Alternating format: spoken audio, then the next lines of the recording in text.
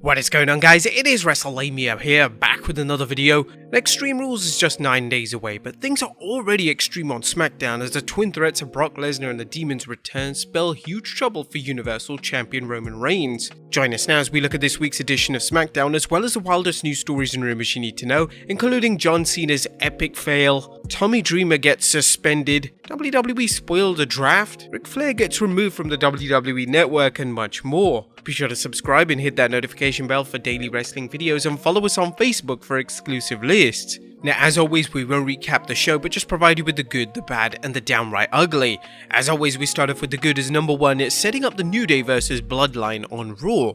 Last night, Smackdown did a great job building things up for Extreme Rules and Crown Jewel, but it also set things up nicely for the 20th September Raw by announcing the New Day will battle the Bloodline that night. We were hoping that was going to be safe for a Survivor Series, but hey ho, they gotta pop some Raw ratings right now. Number 2, teasing tension. While it's unlikely Roman Reigns will drop the Universal Championship to Brock Lesnar at Crown Jewel, SmackDown's writers have made the storyline behind the match one of the most intriguing since Heyman first aligned with Reigns. Fans know they'll see an all-out war at Crown Jewel, but there's also the question of whether Paul Heyman will double-cross Reigns or perhaps triple-cross Brock Lesnar by feigning loyalty to Lesnar only to turn on him at the right moment. Fans shouldn't expect to see Lesnar on television every week, but the WWE is using the mere mention of his name to build suspense. Number 3, Rollins' fiery promo. Seth Rollins' promo on Edge was a reminder of just how great Rollins is as a heel. His in-ring work is second to none, and his promos have always had the air of menace to them that makes the fans feel their favourite wrestlers' careers are in jeopardy whenever they step into the ring with him.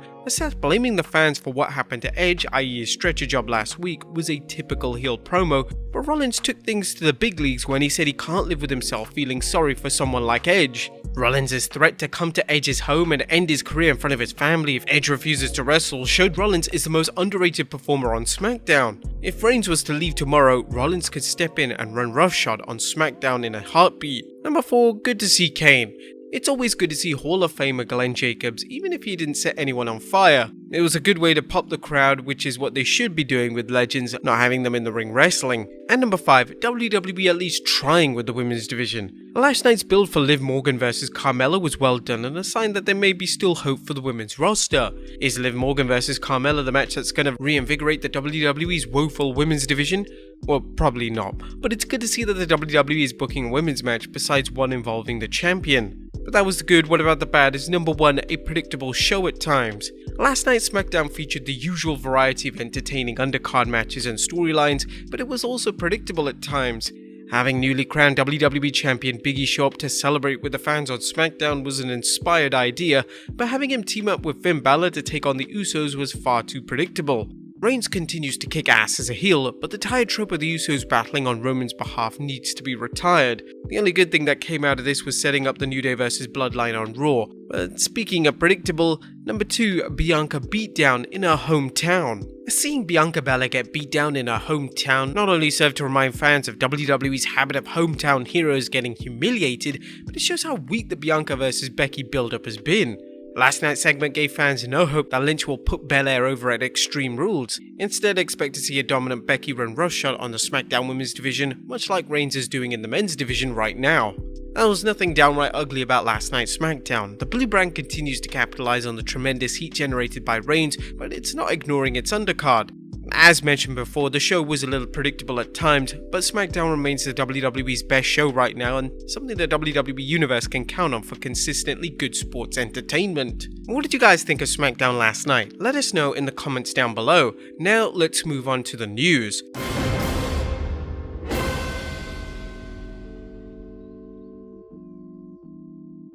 Our first story looks at Advertiser's pull commercials with Ric Flair.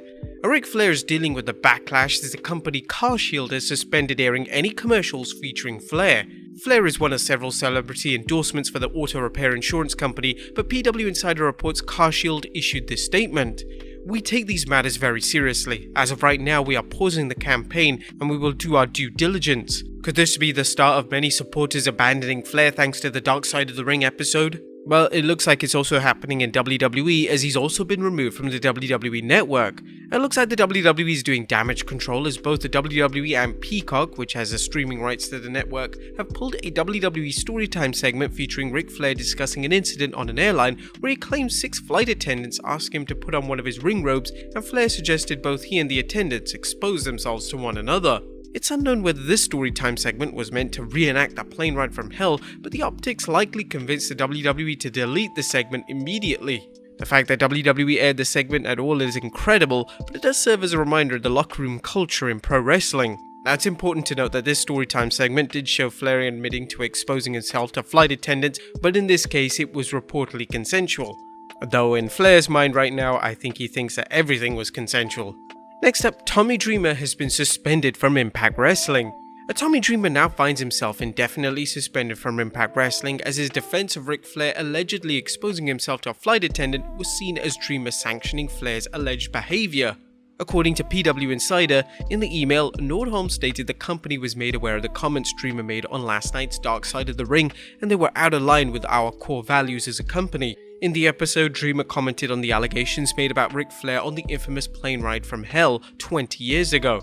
As disturbing as the description was, it's likely Dreamer was suspended indefinitely due to what some people see as a defense of Flair's human helicopter performance. We're not going to go into detail of that right now though. If you do, watch yesterday's video.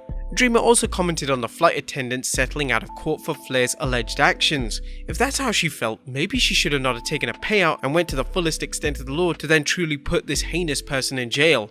My opinion. Do you guys think Impact Wrestling is overreacting, or should Dreamer be suspended and perhaps terminated for his comments? Next up, WWE Spoils the draft. And with the WWE draft fast approaching, could the red brand lose another main eventer to the blue brand? A recent advertisement for an upcoming Smackdown suggests this. Wrestling News tweeted the advertisement along with this message: Roman Reigns vs Drew McIntyre is being locally advertised for the WWE Smackdown on October 1st. This is the first night of the draft. What do you guys think? Has Drew McIntyre moved over to Smackdown? Let us know in the comments down below. And finally, John Cena talks his epic fail with merchandise. And last but not least, John Cena has sold quite a bit of merchandise for the WWE, a testament to his fan base, despite a number of t-shirts of dubious taste as pointed out by The Rock when he referred to Cena's colourful shirts as Fruity Pebbles. However, a recent merchandise maneuvering ended up flopping big time. Cena shared the sad story with fans at the Florida Comic Con.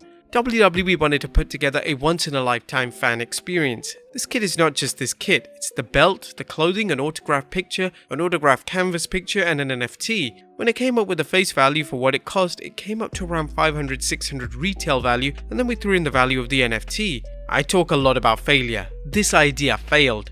Why is it $1,000? Because myself and the folks at WWE thought $1,000 was a fair price point. We were wrong. We were absolutely wrong. The shirt is number 0500. I thought with value like that, the 500 would be gone. We sold 37 of them. It was a catastrophic failure.